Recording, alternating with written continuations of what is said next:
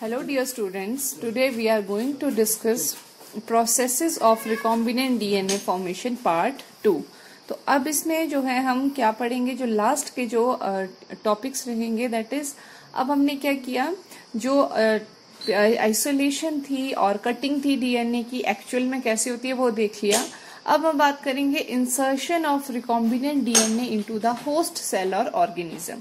अब recombinant DNA जो purify हमने किया और वो बन गया है रिकॉम्बिनेंट डीएनए, ना उसको होस्ट सेल में कैसे हमने डालना है।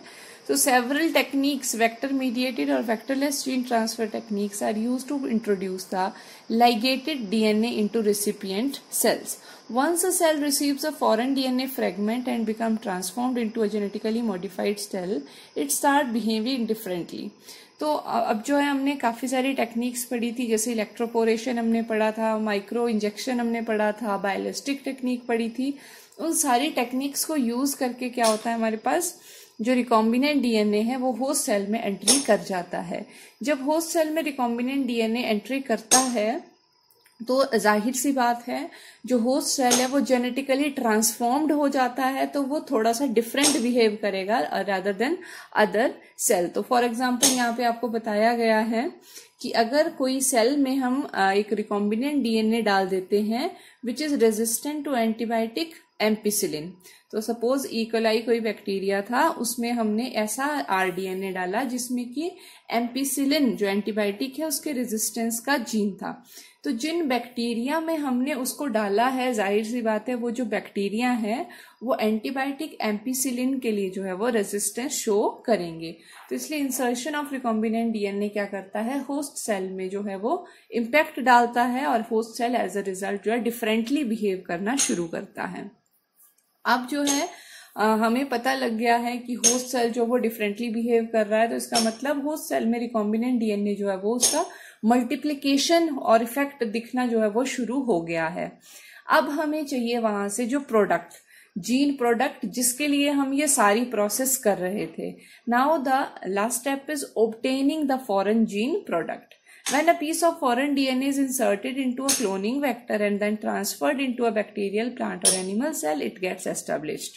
After establishing the recombinant DNA inside the host cell, they are allowed to express their role in the synthesis of desired proteins. Such proteins formed from recombinant DNA in a heterologous host are called recombinant proteins. तो हमारा जो basic जो M था biotechnology की सारी process करने का, वो क्या था, obtaining these recombinant proteins। कुछ प्रोडक्ट हमें चाहिए था, उस प्रोडक्ट को हम क्या बोल रहे हैं, रिकॉम्बिनेंट प्रोटीन। तो सारा का सारा जो टेक्नोलॉजी था इसी पर एम था। तो अब obtain जो लास्ट में जो हमने सब कुछ कर दिया है, होस्ट सेल जो है वो हमारा डिजायर्ड प्रोडक्ट बनाने भी लग गया है। अब उस प्रोडक्ट को हम कैसे जो है उसको पहले स्मॉल स्केल पे हम उसको मल्टीप्लाई करवाएंगे, फिर हम जो है अभी हमें मार्केट में मान लीजिए वो प्रोडक्ट भेजना है, तो हम किस तरह से भेजेंगे वो हम आगे पढ़ेंगे। तो सबसे पहले जो हमारे पास हमने देखा कि रिकॉम्बिनेंट डीएनए वाले जो सेल्स हैं वो अब जो है प्रोडक्ट बनाने लग गए हैं, तो हम सबसे पहले क्या करेंगे, स्मॉल स्केल पे लैब में ही कंट्रोल्ड कंडीशन के अंडर जो है उन होस्ट सेल्स को ग्रो करने की कोशिश करेंगे। They are allowed to synthesize the desired protein which are finally extracted and purified from cultures.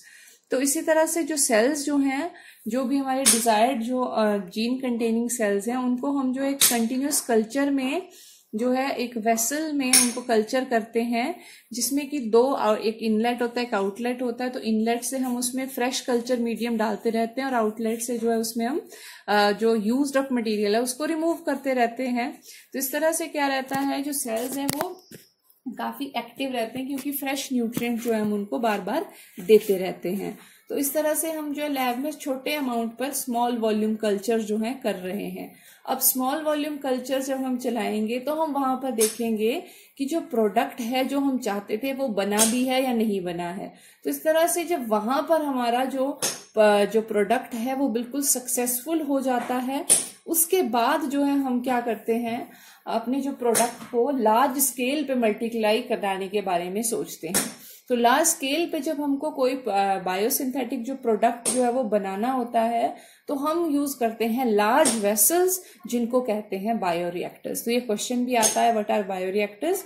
तो bioreactors are large vessels having volume of 100 to 1000 liters which are used for biological conversion of raw material into specific products on large scale। तो अब जो है हमने scale up करना है अपना, जो भी हम पूरा प्रोसेस चला रहे थे रिकॉम्बिनेंट डीएनए का, होस्ट सेल हमारे पास बन गए, उन्होंने हमारा डिजायर्ड प्रोडक्ट जीन प्रोडक्ट बनाना शुरू कर दिया। अब हमें उस जीन प्रोडक्ट को क्या करना है, लार्ज स्केल पर प्रोड्यूस करना है, तब हम यूज करेंगे। ये बड़े बड़े टैंक्स होते हैं बायो रिएक्टर्स। तो बायो रिएक्टर जो है कैसे होते हैं, तो मैंने आपको बताया जैसे बड़ा सा एक स्टील का सोच लीजिए, डिब्बा सोच लीजिए होता है, has a cylindrical stirred tank to facilitate the mixing of content. तो सबसे पहले जो हमारे पास बायो रिएक्टर्स होते हैं उनमें एक स्टरर होगा। स्टरर मीन्स एक ऐसी जो हमारे पास एक रॉड होती है जिसमें काफी सारे फैंस लगे होंगे जो रोटेट करते हैं ताकि यहाँ पर हमारा न्यूट्रिएंट मीडियम और सेल्स जो है वो भरे हुए होते हैं, ताकि जो है प्रॉपर एरिएशन जो है होता रहे। तो it has an agitator system to mix the contents properly. तो हमारे पास जितने भी बायो रिएक्टर्स होते हैं उनमें सबसे पहले तो एक मोटर होगी। इस मोटर के साथ ये पिन जो है वो लगी रहती है, तो मोटर से जो पावर जनरेट होगी इस पिन के रोटेट होने की। तो जो पिन है इस पे भी काफी सारे फैंस आप देख रहे हो लगे हुए हैं। तो सबसे पहले जो फैन है ऊपर वाला दैट इज फोम ब्रेकर। तो हमारे पास जो न्यूट्रिएंट कल्चर होता है और जो सेल्स होते हैं उनको हम हमेशा फिल करते हैं बायोरिएक्टर में फोम ब्रेकर से नीचे। तो जब जो है ये ब्लेड्स घूमती हैं तो फोम जनरेट होती हैं। तो फोम ब्रेकर का काम क्या है, as a name is indicating, ये उस फोम को ब्रेक करता है। तो कल्चर ब्रॉथ मीन्स जिस न्यूट्रिएंट मीडियम कंटेनिंग सेल्स। तो इसी तरह से हर एक बायोरिएक्टर में एक ऑक्सीजन डिलीवरी का सिस्टम रहता है, एक फोम कंट्रोल का सिस्टम रहता है और एक टेम्परेचर कंट्रोल सिस्टम यहाँ होता है। एज यू नो सेल्स के साथ काम कर रहे हैं हम, प्रोटीन्स के साथ काम कर रहे हैं, तो we need a optimum temperature. तो यहाँ पर बायोरिएक्टर्स जो है वो बिल्कुल सही जो ऑप्टिमम कंडीशंस प्रोवाइड करते हैं। क्यों? क्योंकि इनके पास एक टेम्परेचर कंट्रोल सिस्टम होता है, फिर यहाँ पर एक पीएच कंट्रोल सिस्टम भी होता है, पर्टिकुलर पीएच पे जो है हम अपना प्रोडक्ट का सिंथेसिस करा सकते हैं। एक सैम्पलिंग पोर्ट यहाँ पर होता है ताकि थोड़े थोड़े टाइम के बाद जो है हम स्मॉल वॉल्यूम्स को सैम्पलिंग पोर्ट से जो है निकाल के देख सकें, चेक कर सकें कि हमारा जो डिजायर्ड प्रोडक्ट है वो बन भी रहा है या नहीं बन रहा है। तो जो हमारे पास बायो रिएक्टर्स होते हैं तो ये इनके एसेंशियल फीचर्स हैं। एक टैंक होगा, एक मोटर होगी, उसमें ये ब्लेड्स होती हैं या कोई और सिस्टम हो सकता है। ब्लेड्स क्यों है? ये है ऑक्सीजन की अवेलेबिलिटी को इंश्योर करने के लिए। जो मिक्सचर हमारा है, कल्चर ब्रॉथ हमारा है, उसमें जो है ऑक्सीजन की अवेलेबिलिटी को इंश्योर करने के लिए ये ब्लेड्स होती हैं। एसिड बेस और पीएच कंट्रोल का एक मेथड होगा, यहाँ पर फोम ब्रेकर मेथड होगा, एक टेम्परेचर कंट्रोल सिस्टम होगा। तो बायोरिएक्टर जो है बेसिकली 2 टाइप्स के होते हैं। This one is stirred type bioreactor. Stirred means यहाँ पे स्टर हो रहा है इन ब्लेड की हेल्प से। दूसरा है स्पार्जर टाइप। तो इनमें मेन जो डिफरेंस है वो क्या है, इसका जो बेस रहता है वो राउंडेड है और इसका जो बेस होता है वो फ्लैटेंड होता है, रेक्टेंगुलर बॉक्स ये होता है। यहाँ पर सारे यही सिस्टम होते हैं। फर्क क्या है, सिर्फ यहाँ पर ये जो यहाँ पे जो एक प्लेट लगाई गई है ये वाली, this is known as sparger. इस स्पार्जर में पोर्स होते हैं। तो इस स्पार्जर के थ्रू क्या होता है, यहाँ से एयर इंसर्ट की जाती है और इन पोर्स से एयर बबल्स जो है प्रेशर से एयर डाली जाती है, एयर बबल्स उड़ते हैं और ये बबल्स क्या करते हैं, ये कल्चर ब्रॉथ में मिक्स होते हैं और इस तरह से ऑक्सीजन डिलीवरी के सिस्टम को इंश्योर करते हैं। तो यहाँ पर ऑक्सीजन डिलीवरी हो रही है स्पार्जर के थ्रू जो गैस बबल्स उठते हैं, और इसमें हो रही है ब्लेड्स के थ्रू। यही फर्क है स्पार्जर और स्टर्ड टाइप बायोरिएक्टर में। तो सबसे ज्यादा जो यूज होते हैं that is stirred type bioreactor. आपके सिलेबस में भी यही है ज्यादा। तो these are the 2 types of bioreactors, very important इनके डायग्राम्स और जो हमारे पास टाइप्स हैं। तो ये हमारे पास था। अब applications of bioreactors. Bioreactor are used for biological conversion of raw material into specific products. These are used for processing large volume of culture. They are used for the production of larger biomass leading to higher yields. जो भी हमारा product है उसको large amount में जब हमने multiply कराना है देन हमें चाहिए बायो रिएक्टर्स। तो अब बात करते हैं बहुत इंपॉर्टेंट फेज की, दैट इज डाउनस्ट्रीम प्रोसेसिंग। तो डाउनस्ट्रीम प्रोसेसिंग जो है हमारी एंटायर बायोटेक्नोलॉजी का लास्ट स्टेप है। तो डाउनस्ट्रीम प्रोसेसिंग में क्या मेन इवेंट्स आते हैं हमारे पास? तो आफ्टर बायोसिंथेटिक फेज मीन्स जो हमारे पास सारा जो सिस्टम चला, सिंथेसिस, आरडीएनए हमने बनाया, होस्ट सेल में उसको इंसर्ट किया, फिर वहां से प्रोडक्ट बना, that is entire biosynthetic phase. उसके बाद अब हमारे पास क्या है? प्रोडक्ट का सिंथेसिस हो गया। अब हमने क्या करना है? बायोरिएक्टर में हमने प्रोडक्ट बनाना शुरू किया। अब हमें वहां से क्या करना है? प्रोडक्ट को कलेक्ट करना है। कलेक्ट किया हमने, कलेक्ट करने के बाद हमें उसे सेपरेट करना पड़ेगा, इम्प्योरिटीज कैन बी देयर, तो सेपरेशन होगा उसका, कलेक्शन, सेपरेशन और फिर होगा प्यूरिफिकेशन। तो ये जो 3 स्टेप हैं these are known as downstream processing. तो क्वेश्चन इस तरह से आता है, व्हाट इज डाउनस्ट्रीम प्रोसेसिंग? तो it involves the collection of product, its separation and purification. इसके बाद प्यूरिफिकेशन के बाद रहता है फिर मार्केटिंग की बात।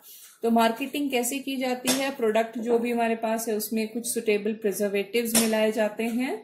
तो अगर दवाइयां हैं या ड्रग्स वगैरह हैं तो उनके लिए क्लिनिकल ट्रायल्स चलते हैं, स्ट्रिक्ट क्वालिटी कंट्रोल टेस्टिंग होती है कि कहीं ये जो प्रोडक्ट बना है वो कोई रिएक्शन तो नहीं कर रहा, दवाइयां जो हैं वो सही बनी भी हैं नहीं। खास करके क्लिनिकल ट्रायल्स जो होते हैं दवाइयों के केस में काफी ज्यादा टीडियस होते हैं। जैसे कोरोना वायरस का भी आजकल वैक्सीन का ट्रायल्स चल रहे हैं, तो बहुत सारे फेजेस में ट्रायल्स होते हैं, पहले जानवरों पे होते हैं, फिर ह्यूमंस पे होते हैं। तो इस तरह से जब कोई भी साइड इफेक्ट किसी भी स्टेज पे नहीं मिलता तब जाकर के कोई ड्रग जो है वो पास होती है। तो इस तरह का स्ट्रिक्ट क्वालिटी कंट्रोल जो है प्रोडक्ट की प्यूरिफिकेशन के बाद होगा। उसके बाद the purified and finally finished product is now ready for marketing. तो इस तरह से हमारा जो अल्टीमेट एम था that is making some beneficial product for mankind, वो जो है वो पूरा होगा by downstream processing. This was all about biotechnology.